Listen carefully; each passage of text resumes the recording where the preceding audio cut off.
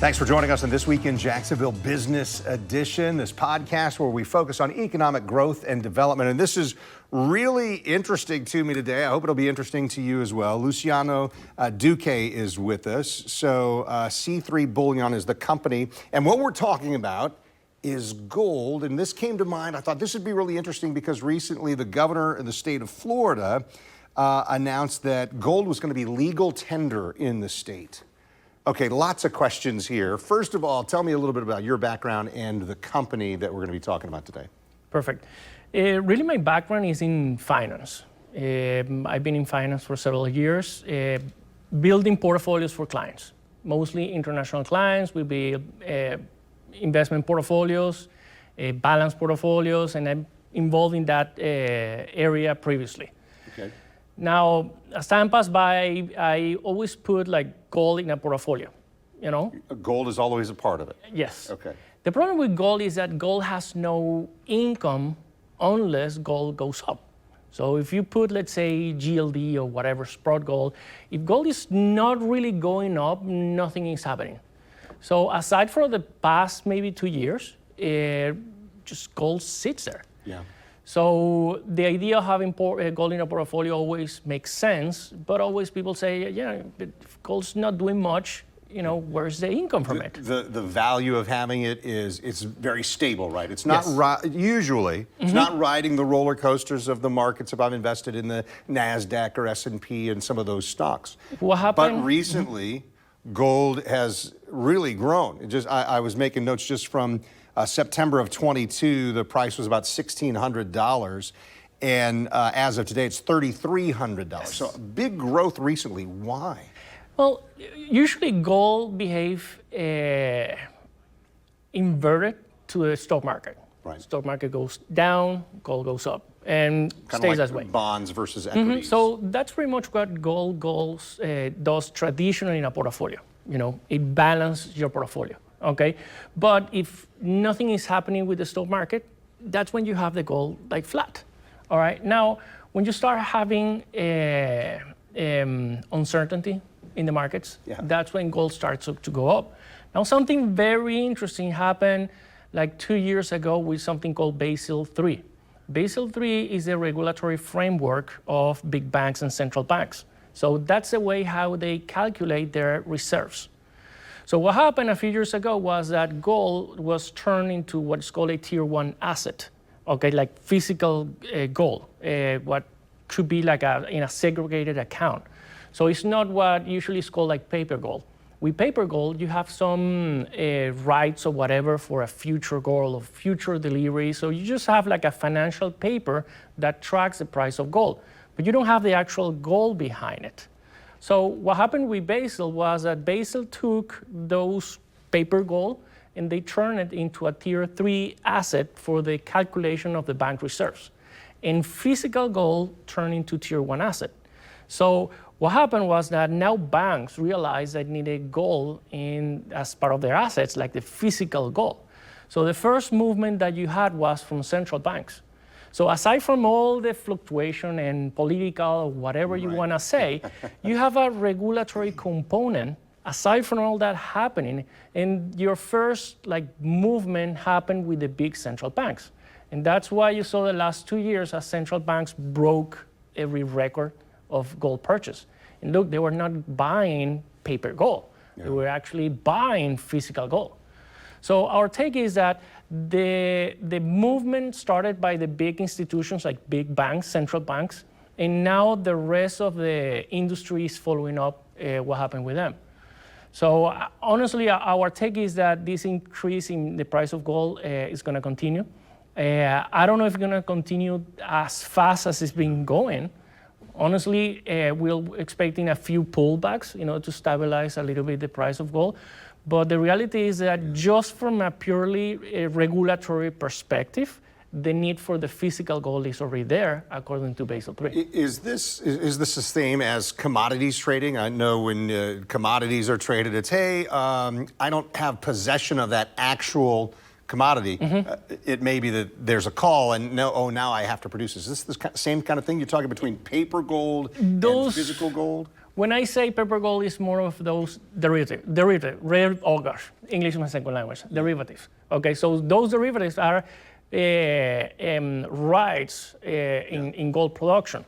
Usually those derivatives end up being settlement, but without taking ownership of the actual gold. Right, thank goodness, right? Mm-hmm. So what you're seeing now is the need for buying the actual physical gold. And we prove part of that need on the regulatory perspective from Basel III. So I mentioned this earlier, but Governor DeSantis signed a bill. It recognizes gold and silver as legal tender in Florida. How would that work? I think a lot of us are like, huh? I'm like 19th century and I got a piece of gold and I flick it at the bartender. What does that look like? Wow, that's super interesting. I don't know how it looked like, but in terms of taxes, it's very interesting, okay? Because usually, I'm not a tax advisor, but usually when you get gold and you hold gold, okay, you don't pay taxes on the increase in the price of gold unless you sell it. So you have a taxable event when you actually sell the gold. Gain on that? Exactly. So you have to pay taxes. Now you could sit down on gold for the whole life and you're not going to be paying taxes on it. My question is, if somebody is going to buy a house with a bar of gold that is sitting on a drawer for the past 10 years, has he created a taxable event when he gave that bar of gold to buy a house or not? I don't know, but it's a very interesting question, okay? Yeah. So what's going on goes along the lines of something is going on with the gold, okay? Central banks are buying them. Regulatory movements like Basel are happening in order to use more gold. States are now using it as a legal tender. So that's part of the line that we think that is going to happen a lot more things with gold in the future than what's going on right now. Yeah. Tell me a little bit more about what C3 Bullion does here. And initially, we got connected because there was a news release early this month about the company receiving SEC notice of qualification for Regulation A Tier 2 offering. Tell me what that means. A lot of our listeners and viewers are going to say, I think I know what he's talking about, but go ahead and explain it for us. So what we did, going back to the story of C3 Bullion, is that I come from the financial side. Okay, building portfolios. And Chris Werner, our CEO, comes from the mining side of it. All right. So the actual finding the gold, yes, and potentially refining it. Mm-hmm. So that's where it comes interesting because there's sort of a disconnect in the market. Okay. So if you wanna, let's say, buy gold in the market as an investment, not as an investor in an actual mine. If you wanna buy gold, you either buy paper gold, or you buy physical gold, or you buy shares of a mining company. Now, if you buy the paper gold, you're buying the paper gold. You don't have really on this gold goes up or down. You have some income from it. If you buy shares of a mining company, then you have dividends if they pay dividends. Okay, but you never receive the gold coming out of the mine. If you buy the gold and you put it in a drawer, that just sits there.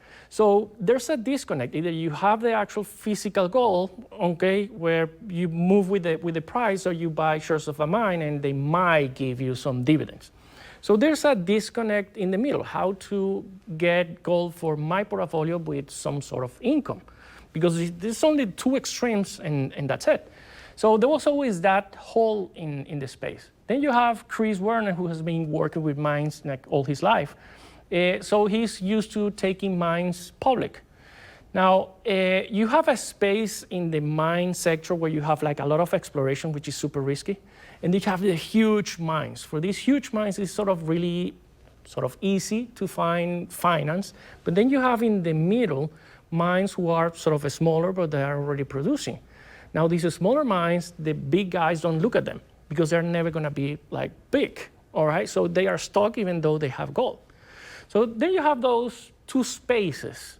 In the financial sector, you have that space where either you buy the gold or you buy the mine, but there's nothing in the middle.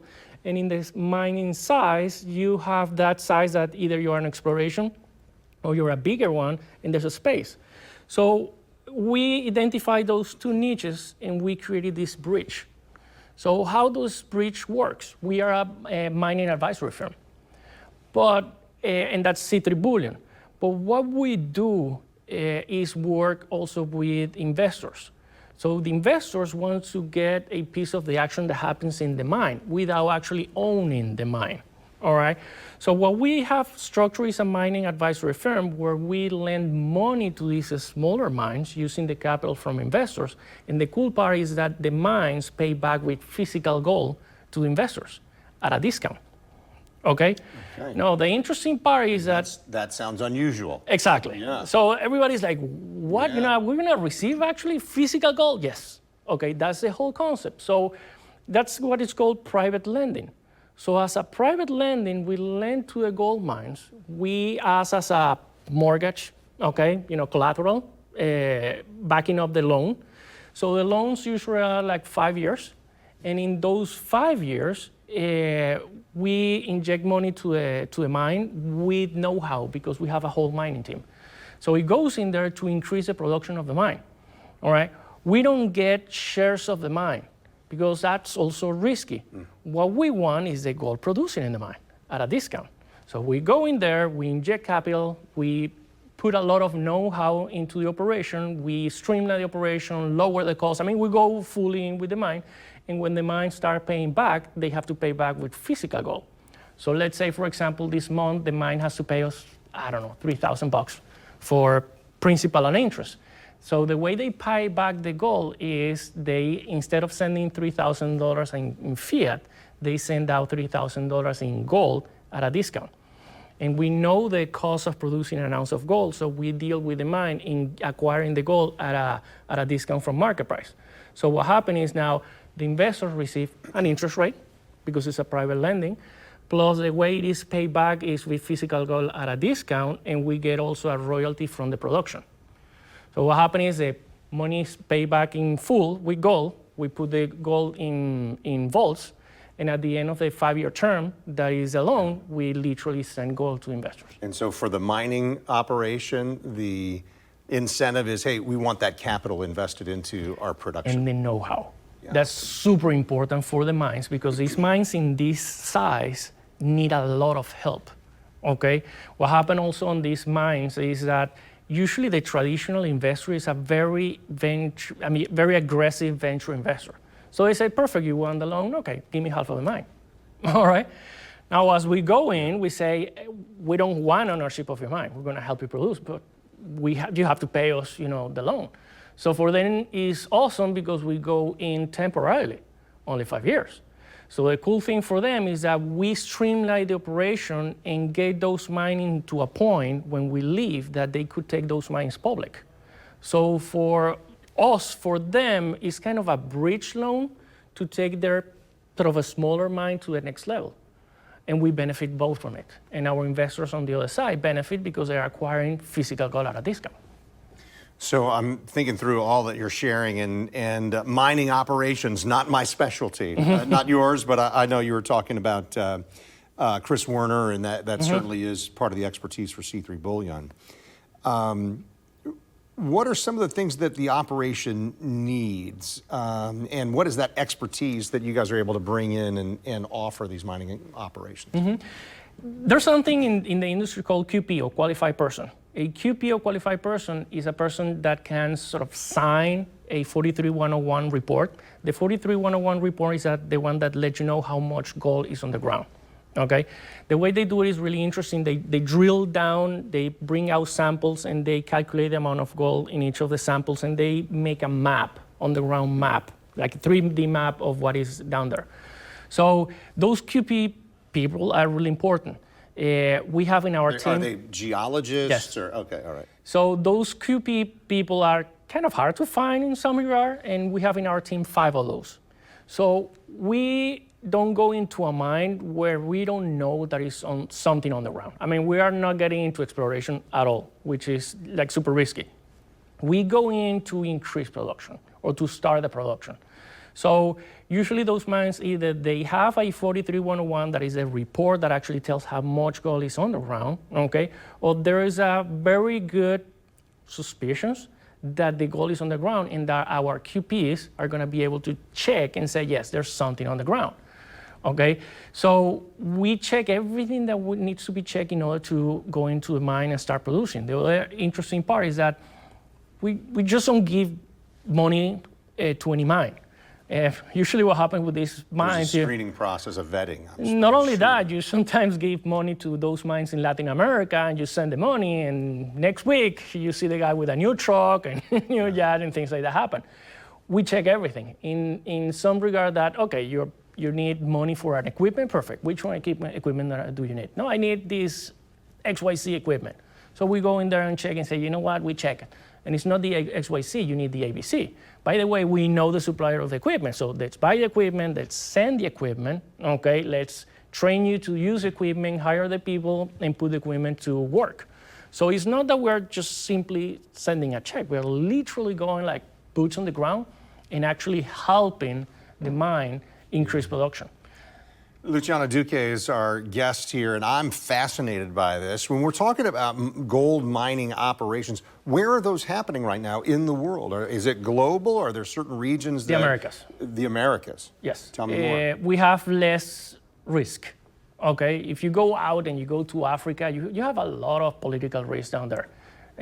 Now in Latin America and all the Americas, from Canada, US, Mexico, all the way down to Argentina, we check every place. There's good places. We could think of Peru is a traditional place for those mines. Ecuador is really good too.